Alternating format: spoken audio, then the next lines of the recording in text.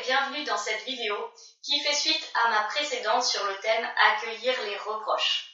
Dans ma précédente vidéo, je vous indiquais une technique simple qui permet de ne pas réagir à chaud lorsque quelqu'un vous fait un reproche.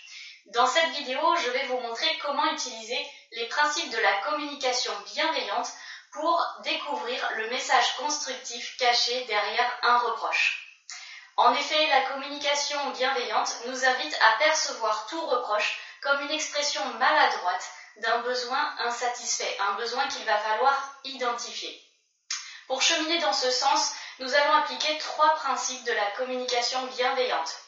Exprimer les ressentis, se centrer sur des faits et identifier les besoins. Prenons un exemple, celui d'une épouse qui reproche à son mari de ne jamais rester en place. Pour éviter une réaction impulsive qui risquerait de faire dégénérer le reproche en dispute, le mari peut appliquer la technique que je vous donnais dans ma précédente vidéo, prendre une bonne respiration et reformuler le reproche qui a été fait. Tu voudrais que je reste plus en place, que je me pose, c'est ça ? Il laisserait alors le temps à l'épouse de confirmer ou de reformuler son reproche, et alors commencerait ce fameux cheminement. La femme, quand elle arrive avec son reproche, a un ressenti négatif et elle a besoin de mettre des mots précis sur les émotions et les sentiments qu'elle ressent. Le mari peut l'aider avec des questions en utilisant le vocabulaire des émotions et des sentiments. Il peut par exemple demander « Est-ce que tu es fâché ? Est-ce que tu es en colère ? Est-ce que tu te sens frustré ?» La femme pourra alors y voir plus clair dans son ressenti et se sentir accueillie dans ses émotions. Ensuite, si le mari a une idée de l'événement précis qui est à l'origine du reproche, il peut le mentionner. Est-ce que tu es fâché parce que je suis partie 3 fois en déplacement professionnel cette semaine ? Cela laissera l'occasion à la femme de réfléchir et de mettre à plat les faits précis et concrets qui sont à l'origine de son reproche. Une fois cette étape passée, le couple pourra approfondir et le mari aider la femme à y voir plus clair en elle-même, à l'aide à nouveau donc de questions cette fois-ci sur les besoins.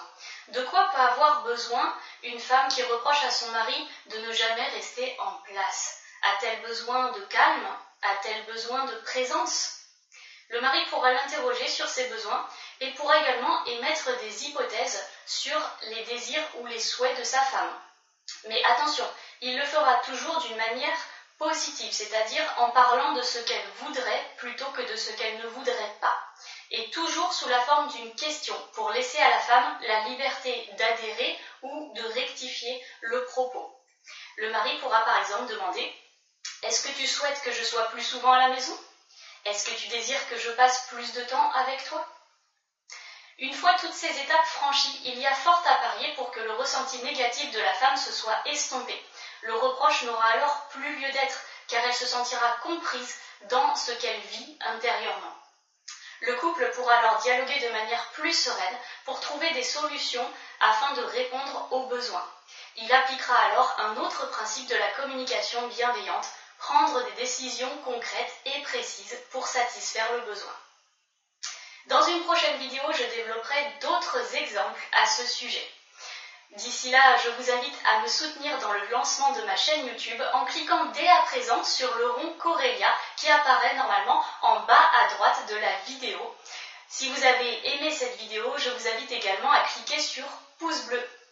S'il y a des thèmes, des sujets, des questions qui vous préoccupent, vous pouvez m'écrire sur coreliaformation@gmail.com ou en bas de cette vidéo, je me ferai un plaisir de créer des vidéos sur mesure.